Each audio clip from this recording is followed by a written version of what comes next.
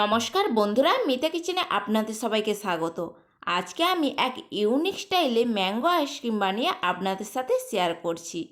এই আইসক্রিমটা দেখতে যতটা সুন্দর আর খেতে তার থেকে দ্বিগুণ টেস্টি হয়। বাড়ির সবাইকে যখন প্রথমবার এই আইসক্রিমটা বানিয়ে খাইয়েছিলাম, দেখার পর সবাই প্রথমে জিজ্ঞাসা করছে কিভাবে এই আইসক্রিমটা তুমি বানিয়েছো, আর খাওয়ার পর তো প্রশংসায় পঞ্চমুখ। এখনও কি ভাবছেন, ভিডিওটা দেখবেন কি না? না দেখলে কিন্তু এই আইসক্রিমের স্বাদ একদম মিস করে যাবেন। তাই মিস না করে চটপট দেখে ফেলুন এই আইসক্রিমটা কিভাবে বানালাম। আইসক্রিমটা বানানোর জন্য আমি এখানে একটা পাকা আম নিয়ে নিয়েছি। আমের বখাটা প্রথমে একটা ছুরির সাহায্যে একটু বড় করে কেটে নেব।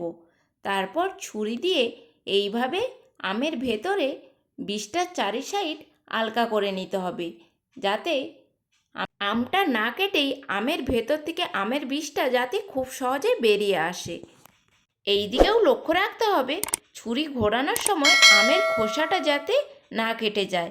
যদি কোনো অংশে বেশি পরিমাণ খোসাটা কাটা হয়ে যায়, তাহলে যখন আইসক্রিম বসানোর জন্য দুধের মিশ্রণটা আমের মধ্যে দেওয়া হবে, তখন দুধের মিশ্রণটা বাইরে বেরিয়ে আসবে আর আইসক্রিম বসানো সম্ভব হবে না।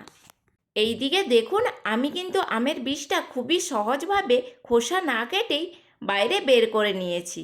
আমি এখানে নিয়েছি কিছু বাদাম আর কিশমিশ। বাদামের মধ্যে আছে কাজু বাদাম আর কাঠবাদাম। সবগুলোকে ছোট ছোট এইভাবে টুকরো টুকরো করে নিতে হবে। একদম ছোট ছোট টুকরো করে নিচ্ছি ছুরির সাহায্যে। টুকরোটা আমার হয়ে গিয়েছে।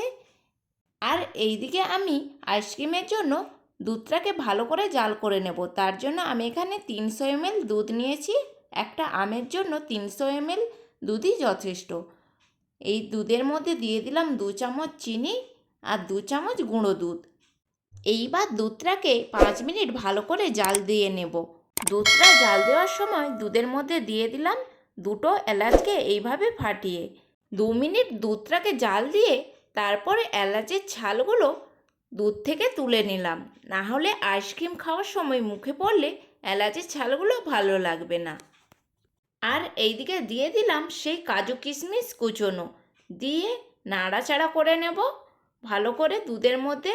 আর দিয়ে দিলাম হাফ চামচ কর্নফ্লাওয়ার। কর্নফ্লাওয়ারটা দিলে দুধের মধ্যে একটা ক্রিমিনেস আসে, তাই আমি এখানে ব্যবহার করলাম। এবার হাতা দিয়ে নাড়াচাড়া করে গ্যাসের ফ্লেমটা অফ করে দিতে হবে। অফ করে দুধটাকে হালকা ঠান্ডা করে নেব। দুধটা হালকা ঠান্ডা হয়ে গিয়েছে।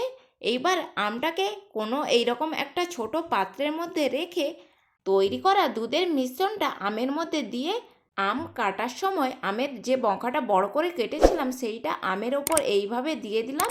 তারপর ফ্রিজে 5 ঘন্টা আইসক্রিম বসানোর জন্য রেখে দিয়েছিলাম। 5 ঘন্টা পরে দেখো কত সুন্দর আইসক্রিমটা বসে গিয়েছে। ছুরি বা বঁটির সাহায্যে এইভাবে তোমরা কেটে নিতে পারো, যেইটা তোমাদের কাছে সুবিধা মনে হয়। আমার কাছে বঁটিটাই সুবিধা মনে হচ্ছিল, তাই আমি আমের ছালটাকে এইভাবে এবার ছাড়িয়ে নিলাম। দেখুন 5 ঘন্টা পরে কি কত সুন্দর আইসক্রিমটা আমার বসে গিয়েছে, আর আমের খোসাগুলোও কত সুন্দরভাবে ছাড়ানো হয়ে গিয়েছে। এইভাবে একটা ছুরির সাহায্যে আইসক্রিমটাকে কেটে এইভাবে সার্ভ করে ফেলুন। এই আইসক্রিমটা খাওয়ার মজা কিন্তু একদম ছাড়বেন না। অবশ্যই একবার বাড়িতে ট্রাই করে দেখবেন। ওপর দিয়ে এইভাবে কিছু বাদাম কুচি ছড়িয়ে দিলাম। স্পেশালি আমার তো এই আইসক্রিমটা খেতে দারুণ লেগেছে। তোমাদের কেমন লেগেছে অবশ্যই কমেন্ট বক্সে কমেন্ট করে জানাবে। ভালো লেগে থাকলে একটা লাইক করে দেবে। আজকের মতো এখানেই শেষ করলাম। আবারও দেখা হচ্ছে নতুন কোনো রেসিপির সাথে।